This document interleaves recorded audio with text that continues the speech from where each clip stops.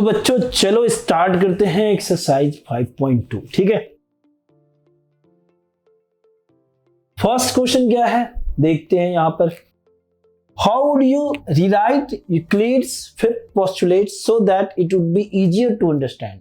Euclid के जो 5 postulate थे उसमें जैसा कि मैंने बताया था आपको कि सेकंड और फिफ्थ जो है वो एक इंपॉर्टेंट पोस्टुलेट्स है जिनके ऊपर क्वेश्चन बहुत ज्यादा आता है। ठीक है, अब फिफ्थ पोस्टुलेट्स को कह रहा है कि आप कैसे दूसरे तरीके से लिख सकते हो कि आप उसको और इजी समझ लो।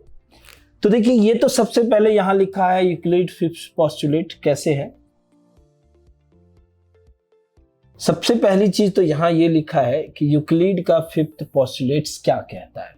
तो इस चीज को तो हम ऑलरेडी समझ चुके हैं ना कि ये वो कहता है कि जब दो लाइन होते हैं और उन दोनों लाइन के बीच का जो एंगल होता है अगर less than sum of 2 right angle होगा तो वो लाइन आपस में कहीं ना कहीं जाकर के मिलते हैं। ये सारी कहानी यहां तक की यही है। डन, ये कहानी हम ऑलरेडी समझ चुके हैं। अब इसको रिराइट कैसे किया गया। For better understanding we can write it as follow. अच्छे से समझने के लिए हम इसको ऐसे लिख सकते हैं, 2 lines if produced indefinitely will meet on the side in which the distance between them is decreases। कह रहा है कि अगर 2 लाइन को अनंत रूप से बढ़ाया जाए, ठीक है, तो जिस साइड दोनों के बीच का डिस्टेंस कम होगा वो उधर घटता जाएगा, कम होता जाएगा, डिक्रीज होता जाएगा, वो वहां पर जाकर मिलेंगे। कहां पर मिलेंगे?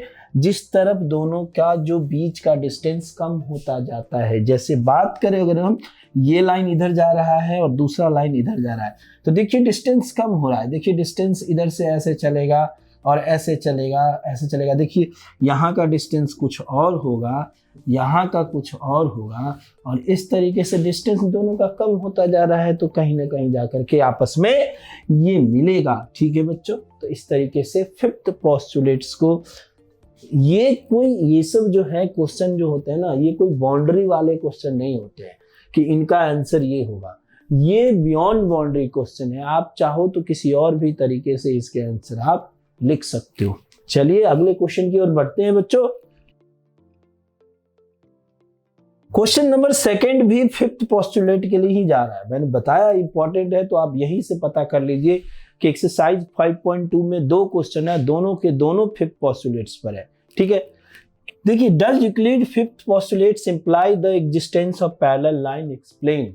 कह रहा है कि यूक्लिड का जो फिफ्थ पोस्टुलेट्स है वो पैरेलल लाइन को भी डिफाइन करता है एक तरीके से, कंप्लीटली नहीं करता है, मतलब एक तरीके से तो करेगा ना।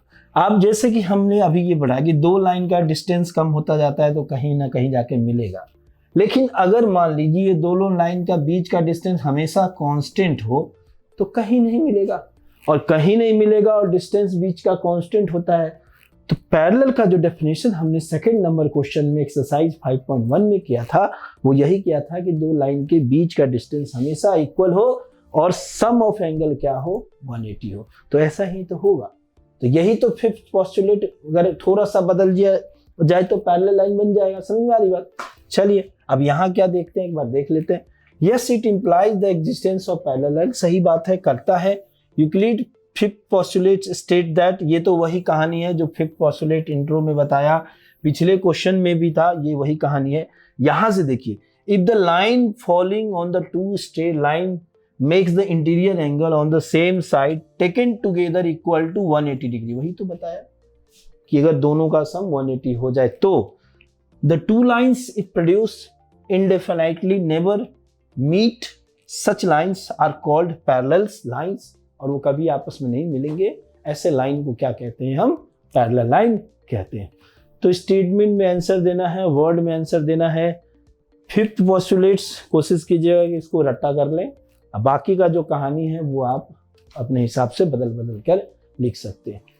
ठीक है बच्चों, इस तरीके से एक्सरसाइज 5.2 के सेकंड क्वेश्चन के साथ चैप्टर 5 हमारा खत्म होता है। एट लास्ट यही कहना चाहूंगा, चैनल को लाइक, सब्सक्राइब और कमेंट करना बिल्कुल नहीं भूले। मिलते हैं नेक्स्ट वीडियो में नेक्स्ट चैप्टर के साथ। तब तक के लिए thank you, take care, bye bye, thank you very much.